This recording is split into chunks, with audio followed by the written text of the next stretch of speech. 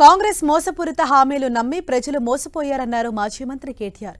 ప్రస్తుతం తెల్ల ration card ఉన్న వారికి అమలు అంటూ హామీల్లో కోతలు పెడుతున్నారని మండిపడ్డారు. బీఆర్ఎస్కి ఇది తాత్కాలిక బ్రేక్ మాత్రమేనని, త్వరలోనే మళ్లీ మంచి రోజులు రానున్నాయని కేటీఆర్ తెలిపారు.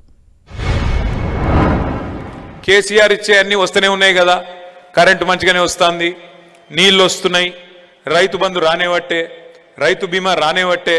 ఇక మరి వీళ్ళకు ఒక తాప ఛాన్స్ ఇస్తే ఇంకేదో ఇస్తారట, బంగారం ఇస్తారట, ఇంకేదో ఇస్తారట అని చెప్పి ఆశపడి మరి ఈరోజు ఒక రకమైన తప్పు కూడా చేయడం జరిగింది.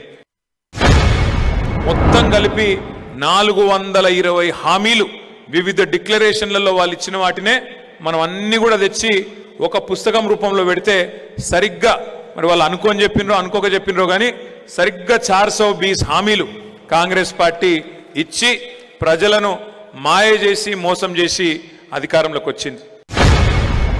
ఆ రోజు అందరికీ అన్ని, ఇలా కొందరికే కొన్ని. ఇప్పుడు అన్ని కటింగ్లు పెట్టే ప్రయత్నం చేస్తున్నాడు. ఏమని? నీకు తెల్ల కారట్ ఉందా, నీ ఇంట్లో బండి ఉందా, నీకు ఇల్లు ఉందా, ఉంటే ఇది కట్టు అది కట్టు అని కట్ చేసుకుంటూ పోతున్నారు. ఇట్లా కట్టు చేసుకుంటూ పోతే ఎక్కువ సమయం ఏం పట్టది. రేవంత్ రెడ్డి గారి తోక కూడా ప్రజలు కత్తిరించే టైం దగ్గరలోనే ఉన్నది అనే మాట కూడా నేను విజ్ఞప్తి చేస్తా ఉన్నా.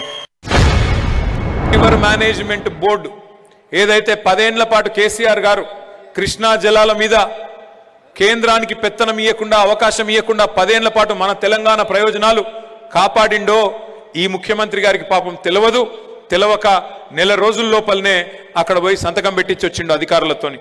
కృష్ణా రివర్ బోర్డు మీద, మన కృష్ణా నది మీద ఆ బోర్డుకు అధికారాలు అప్పచెప్తూ మన జుట్టు తీసుకుపోయి ఢిల్లీ వాళ్ళ చేతుల్లో పెట్టిండు రేవంత్ రెడ్డి గారు. మనకు వచ్చిన నష్టం కూడా ఏం లేదు. ప్రజలు మనకు తాత్కాలికంగా బ్రేక్ ఇచ్చినారు. అయినా ప్రజలకు కూడా తప్పకుండా వాళ్ళ అనుభవపూర్వకంగా వాళ్ళే తెలుసుకుంటారు. ఎందుకంటే చీకటిని చూస్తేనే వెలుగు విలువ తెలుస్తుంది. రేవంత్ రెడ్డి గుంపు మేస్త్రి పాలన చూస్తేనే కేసీఆర్ గారి పరిపాలన గొప్పదనం కూడా ప్రజలకు తెలుస్తుంది. అనుభవపూర్వకంగా తెలుసుకుంటారు. తప్పకుండా తమ తప్పును కూడా తాము తెలుసుకుంటారు.